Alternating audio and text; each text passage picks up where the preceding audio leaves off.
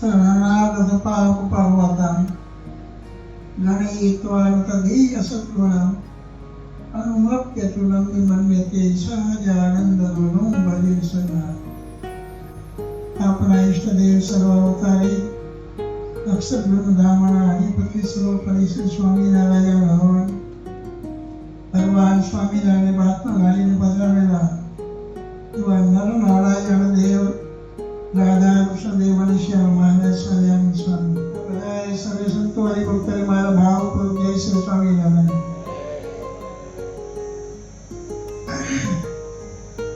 આજે તમે ખરેખર ધન્ય ભાગશાળી થયા છો। આ સ્થાન કેટલું પ્રસાદીનું છે, ઉત્તમ પ્રસાદીનું સ્થાન છે। ભગવાન સ્વામિનારાયણ આ આંબલી નીચે રહી કરીને મોટી મોટી સભાઓ તેને કરેલી છે। પ્રત્યક્ષ સ્વામિનારાયણ ભગવાને આ સભા કરેલી છે। એ સિવાય તમે આજે જુઓ તો ગૌશાળા આપણી છે, એ પણ પવિત્રમાં પવિત્ર સ્થાન કહેવાય। એ સ્થાનમાં આજે મહિલા મંડળના સાખી જોગી ભાઈ આ પ્રસંગ ઉજવવાનું એને નક્કી કર્યું અને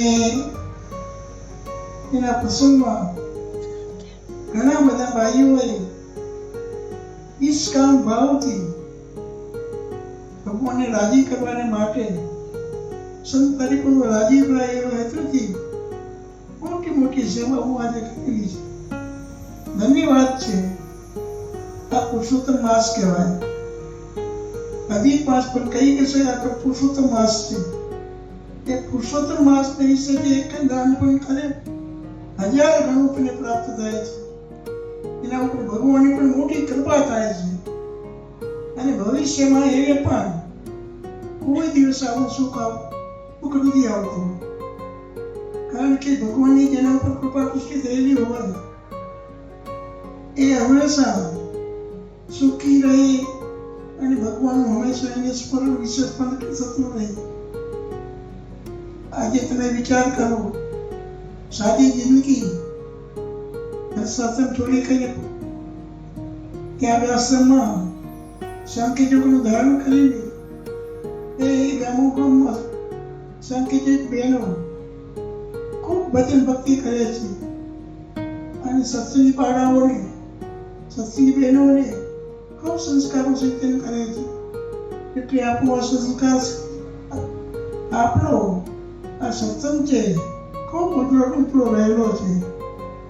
સંતો પણ ખૂબ દાખલાઓ કરે છે, એને કારણે એ જુવાન બાળકોમાં ખૂબ સારા સંસ્કારો સિંચન થાય છે અને આજે હરિભક્તો પણ ખૂબ ખૂબ રાજી છે કે નામોગ્રામ સંખ્યા પાસે જઈ કરીને હરિભક્તોને ખૂબ પોષણ કરે છે। તો આપણો આ સત્સંગ કચરો ખૂબ સારી મીઠું રહેલો છે। એનું કારણ એક જ છે કે બે પાંખમાં આની કોઈ બાજુ સંત અને એક બાજુ શાંતિયોગી બહેનોમાં શાંતિયોગી બહેનો ખૂબ મહેનત કરી સત્સંગ કરાવે છે અને સંતો પણ દરસકારી ભક્તોને ખૂબ સારો સત્સંગ કરાવે છે। એને કારણે કચ્છનો સત્સંગ એકદમ પૂર્ણભારે રહે છે અને હંમેશા હરિભક્તો પણ સંતના વચન વિશે વિશ્વાસ રાખી કરીને જે કંઈ પણ કાર્ય કરવું હોય એમાં સાથે રહે છે। બધા હરિભક્તો કોઈ કે નાનો પ્રસંગ હોય તો આપણે આપણી કાગળ લખીએ કે સમાચાર મૂકીએ તરત હાજર થઈ કરીને આ પ્રસંગને શોભાવવાને માટે બધા હરિભક્તો હાજર થાય છે, બહેનો પણ હાજર થાય છે। એનું એક જ કારણ છે કે આપણો સત્સંગ એક તંત્રે જોડાયેલો છે, એટલે એને કારણે આ સત્સંગ સારી રીતે જોવા રહેલો છે। અમે તો બીજું શું કહી શકીએ, હરિભક્તો ઉપર પણ ભગવાનની ખૂબ કૃપા દૃષ્ટિ છે। આર્થિક સ્થિતિ ભગવાન ખૂબ સુખ્યા રાખ્યા છે અને આજે તમે જુઓ તો સત્સંગી હરિભક્તોને કારણે આજે ભૂતની કેવા કાર્ય કરી રહ્યા છે। એનું કારણ પણ એક જ છે કે હરિભક્તોને ભગવાને સુખ્યા કર્યા છે, એને કારણે પણ કાર્ય આમાંથી પ્રવૃત્તિ થાય છે। તો વિશેષમાં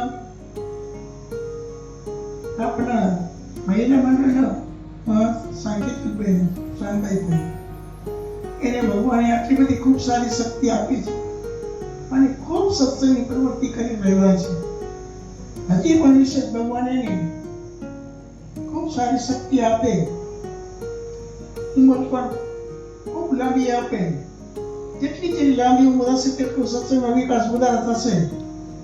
તો ભગવાન પાસે મારી એક જ પ્રાર્થના છે કે શાંતિભાઈ ખૂબ ભગવાન એવી શક્તિ આપે કે ભાઈઓમાં સત્સંગનો ખૂબ વિકાસ થતા રહે.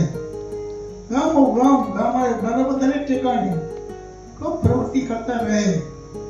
વિશેષમાં આજે આ પ્રસંગ બન્યો છે કે તેની વિમત હશે, કેવો સારો વિચાર હશે કે જેને કઈ અહીંયા કર્યા ભુજ નદીની અંદર પણ એમાં પણ આ પ્રસાદી આપણી વાડી એમાં આ પ્રસંગ કરવો, એને બહુ સારો વિચાર આવ્યો. અને આ વિચાર કઈ સાધારણ નથી, કારણ કે આવા પવિત્ર સ્થાનમાં જે આયોજન કરવું અને ઉદ્યાપન કરવાનો અને સંકલ્પ તો એક પ્રમાણે કાર્ય થયું. તો ભગવાન ખૂબ ખૂબ રાજી થઈને બધાએ ખૂબ એને મને આશીર્વાદ આપજો અને હંમેશા વિશેષ ને વિશેષ સત્સંગ કરતા રહે, સત્સંગ કરાવે. અને તમે બધા સત્સંગીઓને અમારી એક જ વિનંતી છે કે આપણો આ સત્સંગ એક તંત્રે બધા જોડાયેલા છો. તમે ભુજની સાથે એકાત્મ પ્રાર્થના પતન દે છે, તો આવો ને આવો સત્સંગ એકાત્મ ભાવથી કરજો. કોઈ વિશે અવમૂલ્ય ભાવનો કોઈ તો જોતો જ નહીં. આ તો બધા અક્ષરના મુક્તો છે. વિચાર કરજો કે આ ગ્રસ્તાસન છોડી દઈને નાના 15, 20 વર્ષના બાળકો અહીંયા કરીને સત્સંગ કરે છે એ કેને માટે છે? કેવળ પોતાને માટે નથી, પણ બીજા હરિભક્તોને સત્સંગ કરાવવાને માટે આ સત્સંગ આ સંતોએ ભેટ લીધા છે. તો આ સંતોનો કોઈ અવગુણ ભાવ ન લેતા અને એમ ભાવ રાખજો કે આ તો સ્વામી ભગવાનના બાળક છે એવી ભાવના રાખશો તો તમારું સત્સંગ અંતરમાં પણ તમને શાંતિ રહેશે. પણ અવગુણ ભાવ કોઈ લેતા નહીં, એ અમારી ખાસ તમને ભલામણ છે.